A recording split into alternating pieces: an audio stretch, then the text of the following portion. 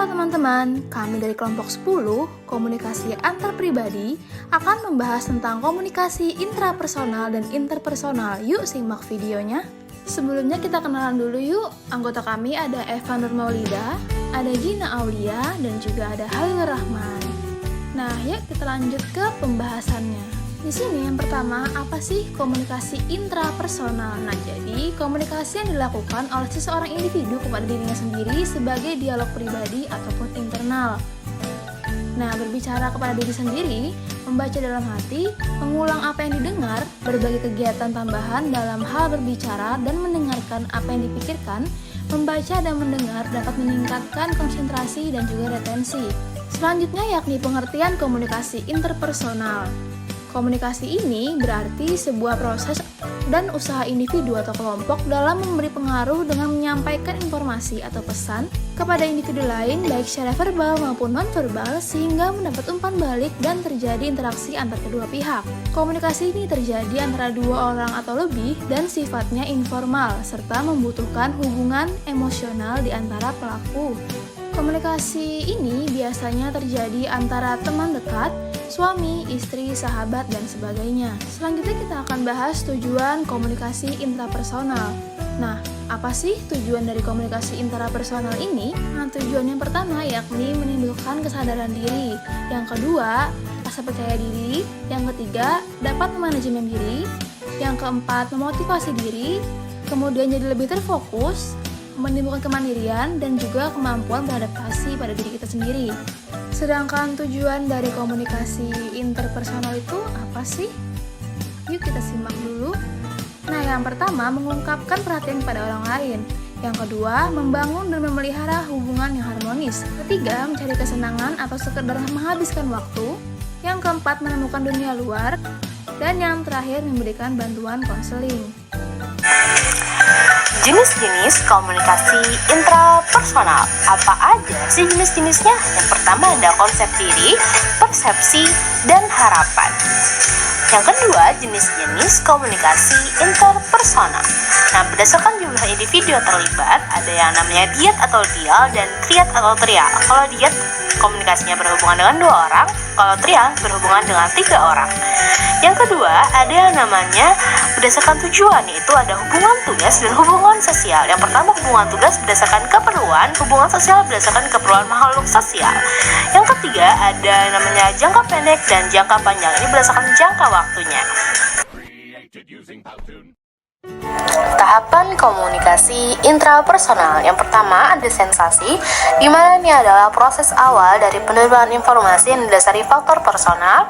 Yang kedua ada asosiasi, yaitu proses penyamakan makna-makna yang datang dari sensasi. Yang ketiga ada persepsi, di mana ini adalah pengalaman yang disimpulkan melalui informasi atau menafsirkan pesan. Yang keempat ada memori, di mana kita bisa menyimpan berbagai pengalaman kita di dalam memori. Dan yang kelima ada berpikir, di mana ini adalah proses akhir dari tahapan interpersonal tadi. Tahap-tahap komunikasi interpersonal terbagi menjadi 6. Yang pertama ada inisiasi. Yang kedua ada eksplorasi. Yang ketiga ada intensifikasi. Yang keempat ada formalisasi. Yang kelima ada redefinisi. Yang terakhir yaitu yang keenam ada deteriorasi. Materi selanjutnya, kelebihan komunikasi intrapersonal. Komunikasi intrapersonal memiliki beberapa fungsi sosial.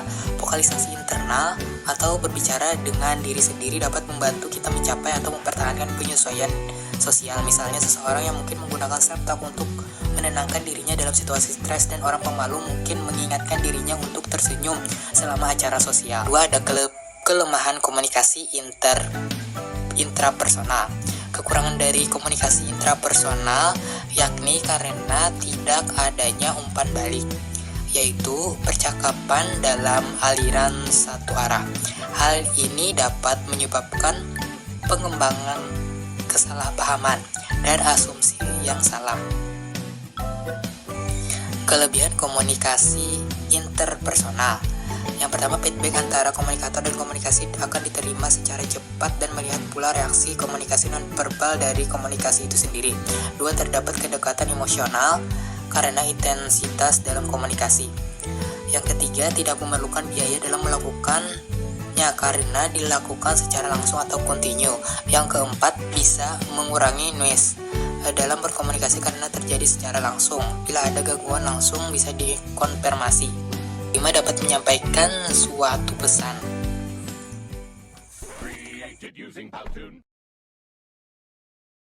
Komunikasi interpersonal.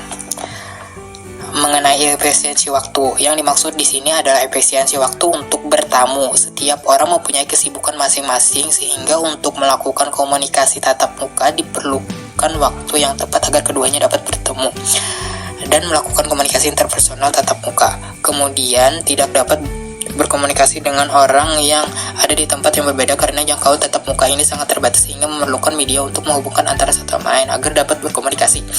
Jadi dalam tatap muka ini menjadi kendala adalah waktu dan jangkauan yang terbatas. Nah, itu tadi penyampaian materi dari kelompok kami. Semoga bermanfaat untuk teman-teman sekalian yang sudah menonton. Terima kasih banyak sudah menyimak sampai akhir. Dan mohon maaf jika masih banyak kesalahan dan kekurangan. Terima kasih. Sampai ketemu lagi teman-teman.